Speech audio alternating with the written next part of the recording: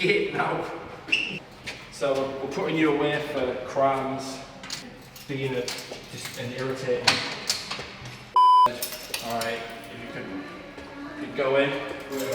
Sweet dreams, Jaden. Alright, man, going. Come get you in a week. Yeah? Yeah. See you later. See you later, mate. Bye, mate. Bye, mate.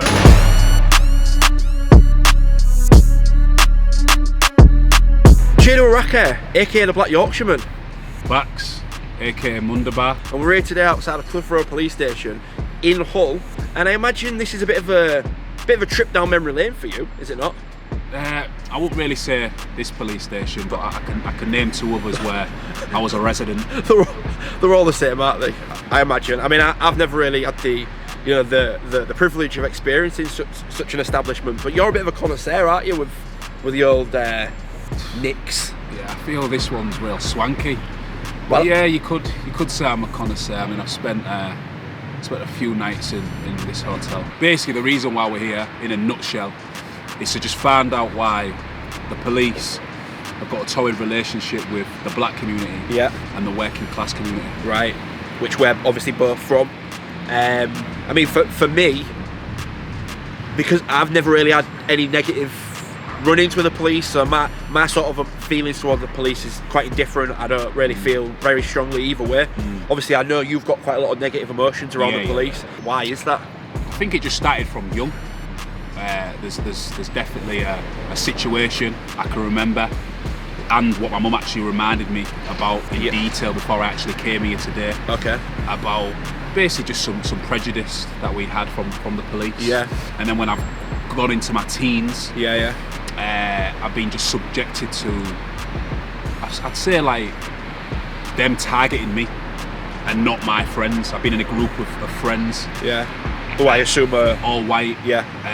No one else gets searched, but let's search the black one. Do you know what I mean? Like, and that's happened. So you felt singled out, really? Yeah, I did, and obviously that's just stayed with me, and it's left a bit of a bitter taste in my mouth. Right. And it's even mad when your friends are reminding you. Yeah. That happened. And you sort of I've sort of bottled it up. Do you know what I mean? And yeah, man, it wasn't nice. I'm not going to cry about it, but that's the reason why I don't really mess with the police. Fair. Yeah, he's done his crying. I had to rub his old back and that. Truth be told, I had to drag Chedu here. Chedu was very resistant to come in. But the persuasive skills of a conniving Mundabar has managed to get him at least into the car park. So, and I'm hoping that you go in there and you can at least have some sort of cathartic resolution or experience around, and sort of put some of those feelings to bed. Yeah. Do you think we might get there, or probably not? Probably not. He's a closed book. All right, well let's get in there and let's put him to the test.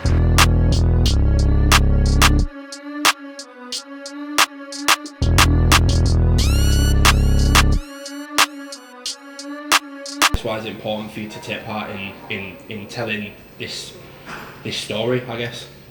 I mean, for me, it's really important that we work for and police all of our communities throughout the whole of Humberside and Hull, where you gents are from. And I think to do that, we have to listen to and respond to what you want from us.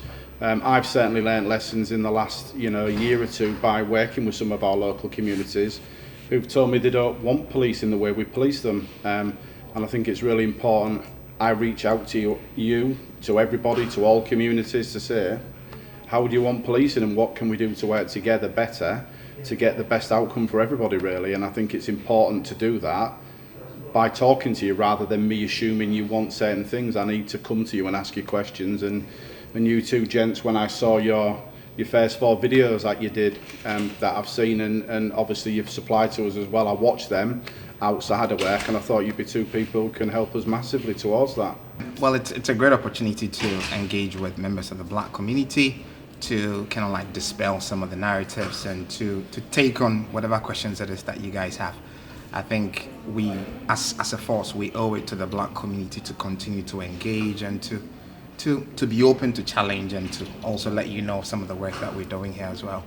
Bax will tell you, like, I sort of refused to do it because I didn't really think I was sort of ready mentally. It's interesting though that, because when I met you both for a coffee in Hull, I was quite taken aback by you in terms of your concerns and what appeared to me to be a nervousness, and I'd not experienced that before really. Yeah. And I did think, it took me back a bit to think, we've got maybe further to go than I thought, just by the way you was with me in Hull City Centre and a cup of coffee. Yeah, like for me, I was very reluctant. I felt like I was sort of letting my community down. Yeah. Really. When I initially joined the police, I had a lot of questions from my community, as in, why are you joining them? This, all that, and the stuff they've seen in the media. And I've always emphasised to people, we're all people, and we do get things wrong, and we're learning from it, and we're learning from that, and we're learning to develop. Obviously, I had a few things that I needed to face up. The fact that what was I walking into? People around me were asking, "Are you sure you want to do this?" And not just kind of black colleagues or black friends. It was kind of white colleagues and white friends asking me, "You sure you really want to do this?" And I thought, I know that there are narratives out there. I know there are issues, and the best way to take on some of these things is to try and be at the forefront of the change, to kind of try and change it from within. And I'm not scared of challenge at all. And kind of match against what the narrative was. Having been in the force for, it'll be 3 years in September. It's been good. I guess a bit different for me personally, from a Chinese background. I think policing is probably not one of the first job that my parents or any of my elderly relatives say, Derry, you should be a police officer. Easy for me because my dad was a prison officer and my uncle was a police officer in Hong Kong. So it kind of fall into my own sort of journey to join the police. A couple of weeks ago I was in Bridlington and there was a call to the Chinese community. I thought, great, I'm Chinese, I speak the language, and here I am, we're going out to speak to the victim in their language. And they were amazed to say, wow, we speak the same language. All of a sudden, we break down that barrier. I was in their house, I was at a restaurant at the back. They showed me how to cook with the wok and the takeaway, and I was having a great time. But that sort of thing, if we can do that all the time, and breaking down those barriers, so when something really serious happens, they can then reach out to me. So there's an inspector in Bridlington that speaks Cantonese. Actually, I've got a real problem around this. They've then got the confidence to knock on our door, give me a call, send me an email and say, can you come and see me? So I think joining, as us, and we're all people, we've all got different skills, and I think we, as a diverse organisation, that's how UK Police Force is so brilliant, because we have got that diversity. And hopefully then that builds trust in the community when they see you and think, oh, actually, I can do that. Yeah. It's not just for this category of people.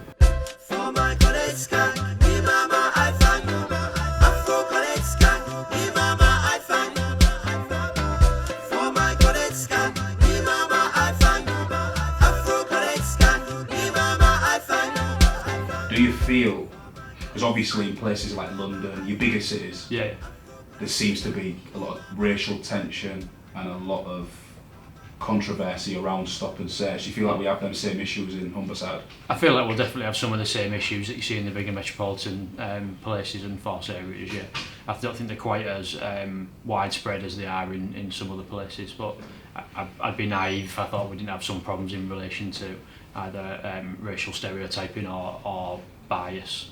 And what's the approach? Like, what should an officer be doing when approaching the stop and search technique? I think the biggest thing about stop and search, which isn't necessarily completely relative to race or ethnicity, but is actually captured within it, is making sure that officers have got really strong, reasonable grounds in order to search somebody in the first place. So if you've got those really strong, reasonable grounds, that really strong suspicion about why you're going to search somebody, then the colour of their skin, their age, their sexuality, all of that stuff shouldn't actually come into it. It should be based purely on those. We call them reasonable grounds. It's a fancy word for reasons, really. And should force be used?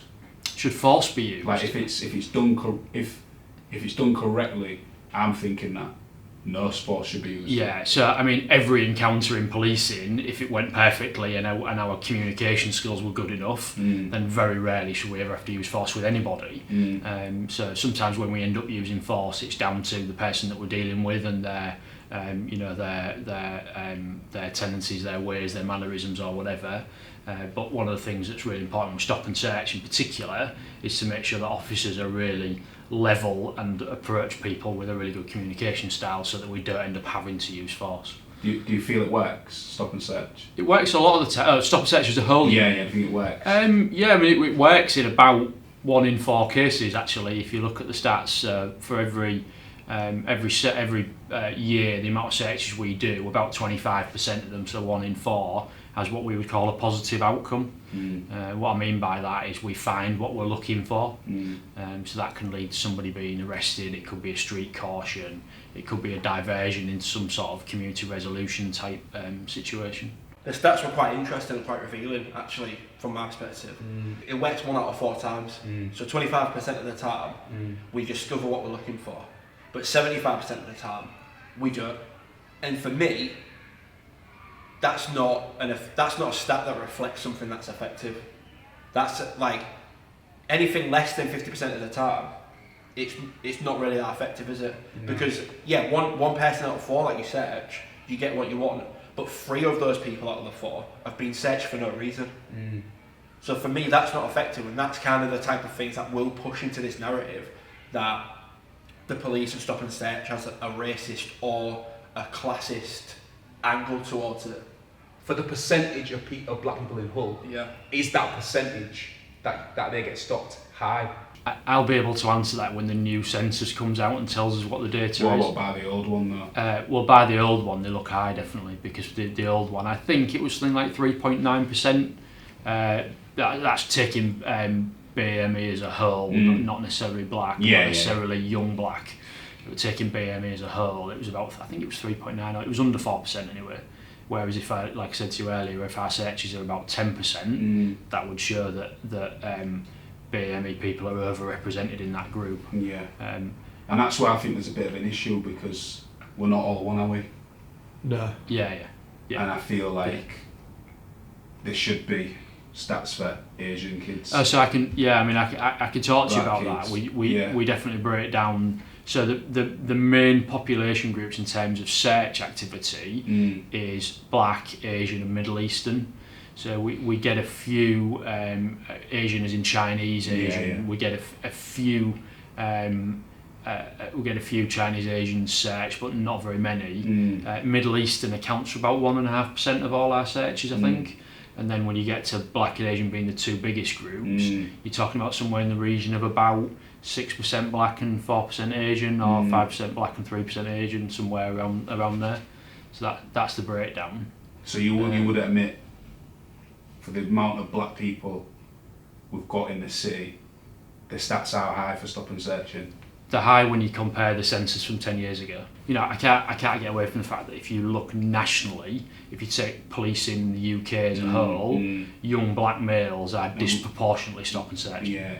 You can't argue with that. I can't argue with that, because I'd be fibbing to you. Do I think it's as big an issue in Humberside as it is in, for example, London, Manchester, Birmingham, Nottingham? No, I don't think it is. Do I think it could still be an issue and something we need to absolutely keep an eye on and work on? Yeah, of course I do. For me, it's like they're obviously trying to move in the right direction. Why wouldn't you? I don't think anyone's going to be intentionally racist, or like any organisation is going to be intentionally racist, classist, or target people unnecessarily.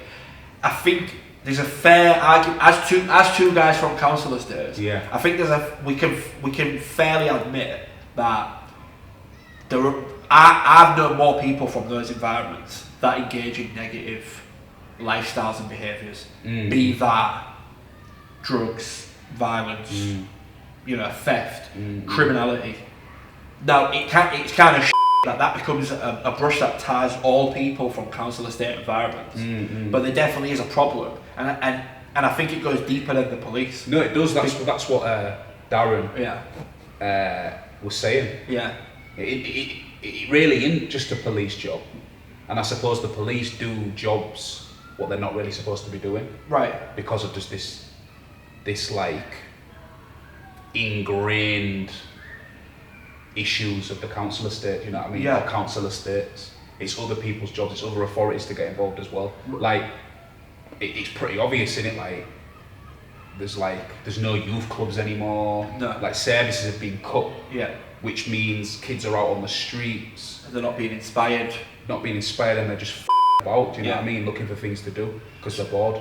And so really, it's like the government's let our communities down, but then but then it falls on the police. To basically clean up the mess and take a lot of the flack. To be honest. I think the thing that I see the police role as at the minute, and one of the ways I'm pushing towards, is I don't believe policing is the solution to a lot of the issues that will be within working class communities. And certainly the work we've done around Springbank and the people we've spoken to have tell us they've got concerns with education, career aspirations, quality of housing, quality of the healthcare they get.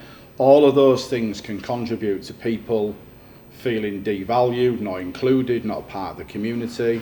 So I see my role a little bit as trying to coordinate and pull together other public service providers, your health partners, your education, your local authorities, is into giving people better quality housing, better quality education, better job opportunities and things such as that. Because when you do that, people's general health and well-being will be better and better and better, and you'll build and communities will get stronger.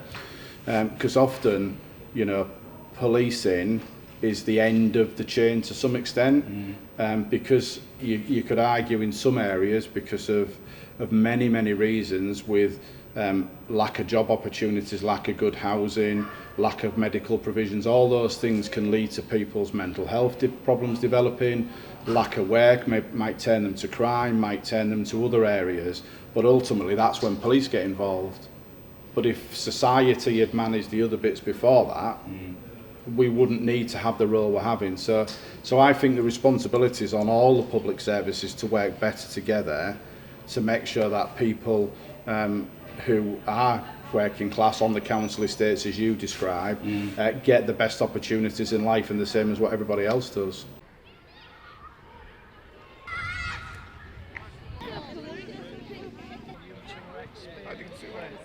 Something and you want to pass it to someone, so wherever you put your hands, that's where the ball's going to go. We started doing activities on the park for the local community. I mean, the park is in a deprived area of the community, and we kind of identified there's lots of issues and needs here. We're both from this area. I've been born and bred in Hull, so I've got a very familiar understanding of the area, and one of the things is this is a great park, but it's very underused, and there's a lot of kind of antisocial behaviour. There was obviously a lot of youngsters who live around this area, and they've just got no engagement, and in terms of that, you know, like, we just decided to set up activities here and one of our objectives is just to have kind of every evening, every weekend, have activities set up here. So we've been fortunate because the police, the council have ended up buying into that idea and supporting it, and because of that really we've just started working here, and this is what's happened. I mean, the short, you can see it for yourself really. I mean, the weather being the way it is, and we still have that many kids out. The volunteers, I don't want to miss them. The people behind it, I mean, the support that we've been getting, it just shows how much this place needed it. Darren Downs, definitely worth a mention. Everybody needs to know that name. Been behind most of what's happening here, from supporting us. I mean, from the first meeting we had at the IAG, from this came out from an idea to it being the way it is, and he's kept his word all the way through. Again, from the word that you use, men of colour, misrepresented, if you like. There's a lot of people, there's a lot of misunderstanding. Obviously, we know what the police is like, but not everybody in the police is like that. I mean, I got involved in this project after the tragic death of Abdullah back in October last year. Salem and some of the others attended the critical incident IAG, and they started to talk about how they wanted a project that developed itself and they had some feeling of value and worth for the area. So we set it up, we started talking about it, and policing wise we've obviously donated and handed the containers to them, which I've given them to them now. We've also supplied through some of the drugs money where we've recovered drugs, some of the sports equipment you see today. And it's just about the volunteers doing what they're doing really. I think they're doing a phenomenal job, and you can see the amount of time and effort they're putting in. And when you look at ASB and stuff like that, these kids are not causing any of that, are they, at the minute? No. They're thriving, they're enjoying themselves, so it's about getting some community spirit back.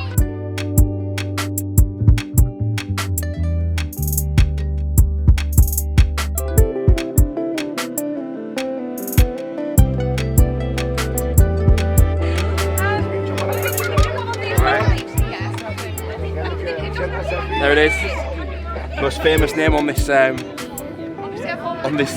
thing. Not when I'm around. I hear Cheddar Rackers on there as well, but Not when I'm around. you know. Well, I'm here today to support the excellent work that's happening here and to look at what's going on with the Peel Street project. As you can see behind me, we have children from the area all coming together, playing together, getting involved in sport, getting involved in healthy eating and making a positive difference to the community. So my role here today is just to say well done, congratulations, and what can I do to help keep this going?